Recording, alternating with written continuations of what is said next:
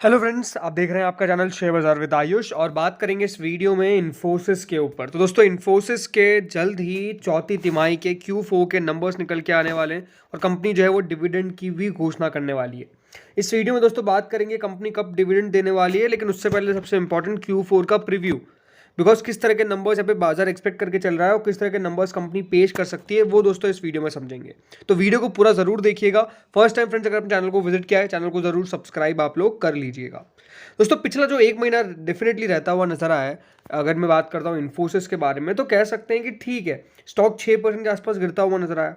लेकिन जो पिछला एक साल पूरा रहा है, बिकॉज अब जो नंबर्स निकल के आएंगे वो डेफिनेटली ये शो करेंगे कि जो पेन आपको पूरा आईटी इंडस्ट्री के अंदर देखने को मिल रहा है, सिर्फ इन्फोसिस की बात नहीं है, पूरे आईटी के अंदर आपको जिस प्रकार से एक स्लो डाउन देखने को मिल रहा है, यूएस पूरा खराब करता हुआ नजर आ रहा है, जिसका इम्पैक्ट, अगर यूएस दोस्तों आपको स्लो डाउन करता हुआ नजर आएगा तो अनडाउटेडली समझ जाइए कि आईटी कंपनीज के अंदर भी स्लो डाउन देखने को मिलेगा। एंड वही एग्जैक्टली होता हुआ नजर आ रहा है कि जो आईटी कंपनीज है वो लगातार खराब कर रही है। लगातार दोस्तों यहाँ पे जो रिटर्न्स है वो यहाँ पर नहीं डिलीवर कर पा रही है और कह सकते हैं कि one of the worst year जो है वो आईटी कंपनीज हम कह सकते हैं उससे गुजरती हुई नजर आ रही है। एंड जो पिछला 5 साल रहा है वो बेसिकली एक अच्छा खासा यहाँ पर आपको रिटर्न कमा के दिए, लेकिन अब दोस्तों एक स्लो डाउन जो है वो आपको देखने को मिल रहा है। और जब भी देखिए रिसेशन की बातें होती है तो सबसे पहला जो सेक्टर पिटता है वो डेफिनेटली बहुत बार आईटी होता है, और वो एग्जैक्टली होता हुआ नजर आ रहा है। बिकॉज अब रिसेशन यहाँ पर जब निकल के आ रहा है तो ये बात ध्यान रखिएगा, जो स्लो डाउन है, जो सबसे ज़्यादा आपको देखिए ले ऑफ्स देखने को मिलेंगे, तो वो कौन कर रहा है? वो अभी आईटी कंपनीज कर रही है, राइट। तो अभी डेफिनेटली यहाँ पर जो पूरा सेक्टर है वो थोड़ा सा पेन में नजर आ रहा है। लेकिन इस बार अगर Q4 के नंबर्स बढ़िया निकल के आ गए तो पता चल जाएगा कि हाँ, कंपनी कितना बढ़िया कर रही है, यानी जो स्लो डाउन से बाहर निकल के आ गई है। लेकिन अगर दोस्तों स्लो डाउन बेसिकली यहाँ पर चालू रहा तो फिर यहाँ पे कह सकते हैं कि थोड़ा सा और दिक्कत आ सकता है। ये आपको समझना पड़ेगा, ये बहुत इंपॉर्टेंट है। सो देखिए, अब फ्रेंड्स कंपनी अपने Q4 के नंबर्स पेश करेगी, लेकिन अगर आप कंपनी के नंबर्स के ऊपर नजर डालेंगे लास्ट 3 क्वार्टर्स के, यानी जून, सितंबर और दिसंबर, यानी Q1 Q2 Q3 के, तो Q1 में दोस्तों कंपनी की सेल्स जो थी वो करीबन 34,470 करोड़ पे रही। अगले साल अगले क्वार्टर में करीबन 36,538 करोड़ पे, फिर उसके अगले क्वार्टर में 38,318 करोड़। तो कंपनी का दोस्तों लगातार जो है वो सेल्स तो बढ़ती हुई नजर आई, इसमें तो कोई डाउट नहीं है।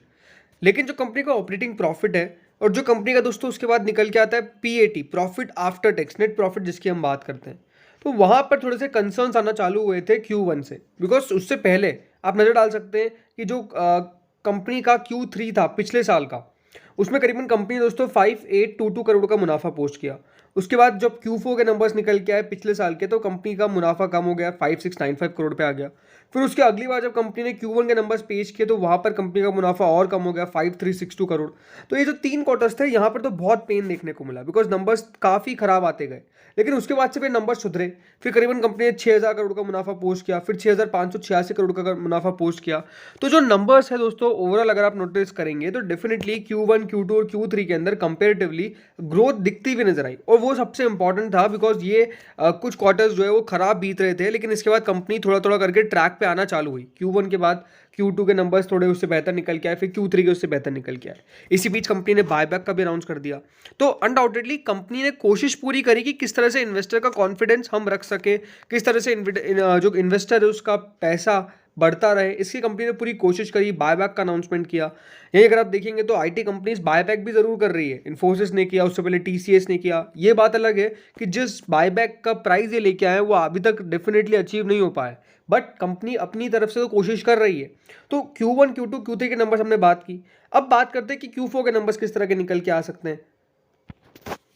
तो ICICI सिक्योरिटीज क्या कहता है कंपनीज के ऊपर, ये समझिए। तो इन्फोसिस पे वो क्या कहते हैं, उन्होंने कहा कि according to analyst at ICICI securities there will be no change in relative positioning despite worsening macros as it has not translated to client cutting spending on existing project. तो ये उन्होंने यही कहा कि बेसिकली इतना कुछ खास फर्क देखने को नहीं मिलेगा।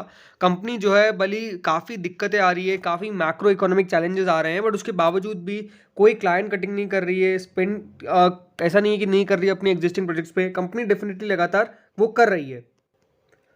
उनका यही मानना है कि जो इन्फोसिस की रेवेन्यू ग्रोथ है वहां पर जरूर थोड़ी सी आपको कमी आती हुई देखने को मिल सकती है, 0.1% Q1Q, यानी कंपनी का जो बेसिकली इस बार रेवेन्यू है जो करीबन 38,000 करोड़ के आसपास का निकल के आया था, उसके अंदर दोस्तों थोड़ी सी कमी आ सकती है 0.1% की। बहुत तो नहीं, लेकिन ओनली 0.1% से कंपनी की जो बेसिकली सेल्स है टोटल रेवेन्यू हम कह सकते हैं बेसिकली जो निकल के आएगा वो कम हो सकता है करीबन 0.1% से, ये कहा जा रहा है। उन्होंने ये भी कहा कि जो कंपनी की कांस्टेंट करेंसी है उसमें सबसे मेजर आपको इस प्रकार का देखने को मिलेगा। उन्होंने कहा कि जो फोर्थ क्वार्टर है वो बेसिकली हमेशा थोड़ा सा वीक क्वार्टर रहता है, क्योंकि यहाँ पर फोर्थ क्वार्टर में इसी प्रकार के नंबर्स हमेशा से निकल के आए हैं। और ये बात ध्यान रखिएगा, जो कंपनी है वो करीबन 16.4% की दर से सालाना तौर पे तो बढ़ोतरी करेगी। सीसी ग्रोथ की अगर बात करें FY23 में, तो कंपनी 16.4% से ग्रोथ करेगी सालाना तौर पे। उनका मानना है कि 110 बेसिस पॉइंट कंपनी की क्रॉस करेंसी टेलविंड्स रहने वाली Q4 FY23 के अंदर, और उनका मानना है कि 21.5% कंपनी का EBIT मार्जिन रह सकता है। फ्लैट Q on Q रहेगा, इसमें कंपनी के क्वार्टर ऑन क्वार्टर नंबर्स के अंदर आपको कुछ भारी चेंज देखने को नहीं मिलेगा। 21.2% FY23 के अंदर था। उन्होंने यही कहा कि यहाँ पर जो कंपनी के नंबर्स है उसके अंदर आपको ओवरऑल बहुत कुछ खास बढ़ोतरी देखने को नहीं मिलने वाली है। इंपॉर्टेंट ये होने वाला है कि कंपनी की मैनेजमेंट क्या कहता है, कंपनी की कमेंट्री क्या रहती है और कंपनी की गाइडेंस क्या रहती है फॉर FY24। ये इंपॉर्टेंट बेसिकली कहा गया है। उन्होंने यही कहा है कि जो कंपनी की कंजर्वेटिव गाइडेंस है वो 6 से 8% रह सकती है, क्योंकि जो रीसेंट इवेंट्स हुए हैं ग्लोबल बैंकिंग इंडस्ट्री के अंदर, बिकॉज ये बात ध्यान रखिएगा इन्फोसिस का काफ़ी ज़्यादा पैसा अमेरिकन बैंक्स के अंदर है, और जिस तरह से अभी अमेरिकन बैंक्स टूटे हैं वो एक बहुत बड़ा खतरा हो सकता है। तो उस पर कंपनी क्या कहती है वो इंपॉर्टेंट होने वाला है। उन्होंने ये भी कहा है कि जो इन्फोसिस का FY24 का डॉलर रेवेन्यू को अभी कट किया गया है, क्योंकि कट किया गया है बाय 1.2%, और यहाँ पे अज्यूम किया जाता है कि 7.4% इनकी सालाना तौर पे सीसी ग्रोथ रह सकती है। क्यों? क्योंकि स्लोअर टेक स्पेंडिंग है, ज़्यादा खर्चा नहीं कर रही है, लगातार जो IT कंपनीज़ है वो आपको ले ऑफ करती हुई नज़र आ रही है, इसीलिए जो टेक स्पेंडिंग है वो काफ़ी स्लो हुई है। BFSI वर्टिकल्स पे भी काफ़ी दिक्कत आई है, और फॉलो ऑन इफेक्ट आपको देखने को मिलता है सब कंपनीज़ के ऊपर। उनका यही मानना है कि जो इन्फोसिस का एक्सपोजर है रीजनल बैंक्स के अंदर वो इतना मटेरियल नहीं है, लेकिन जो ऑनगोइंग अनसर्टेनिटी है US और यूरोपियन बैंकिंग इंडस्ट्री में, ये डेफिनेटली मॉडरेशन ला सकती है BFSI रेवेन्यू ग्रोथ के अंदर नियर टर्म में। तो कह सकते हैं कि जो नंबर्स है वो बेसिकली बहुत तोड़फोड़ तो निकल के नहीं आने वाले हैं, ये बताया जा रहा है। लेकिन यहाँ पे टारगेट्स भी दिए गए हैं, जो करीबन 12 महीने की टारगेट प्राइस दी गई है, लेकिन जो टारगेट है उसको 1759 से 1759 पर रिवाइज कर दिया गया है 1772 से। तो ये डेफिनेटली यहाँ पर पोटेंशियल अपसाइड तो दिखती है, लेकिन ये ज़रूर है कि प्राइस को थोड़ा सा चेंज किया गया है, इसमें कोई डाउट नहीं है। और ये बात भी ध्यान रखिएगा जो कंपनी के नंबर्स है वो कब निकल के आने वाले। तो बेसिकली दोस्तों कंपनी के जो चौथी तिमाही के नतीजे हैं Q4 के नंबर्स वो 13 अप्रैल को निकल के आएंगे। 13 अप्रैल को कंपनी अपने चौथी तिमाही के नतीजों को पेश करेगी। ये सबसे इंपॉर्टेंट होने वाला है, बिकॉज कंपनी अपने Q4 के नंबर्स का पेश करने वाली है 13 अप्रैल को। 13 अप्रैल को कंपनी के नंबर्स निकल के आ जाएंगे, और कंपनी के नंबर्स के साथ साथ कंपनी अपना फाइनल डिविडेंड भी रिकमेंड करेगी। ये बात ध्यान रखिएगा for the financial year ending.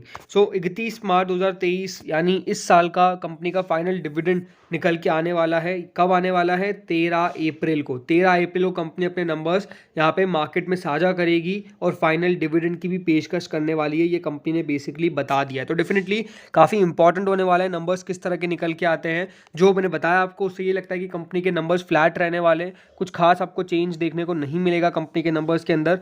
Growth definitely यहाँ पर कह सकते हैं कि अभी भी उस प्रकार की मिसिंग नज़र आ रही है, जो अपने आप में एक थोड़ा सा नेगेटिव पॉइंट है।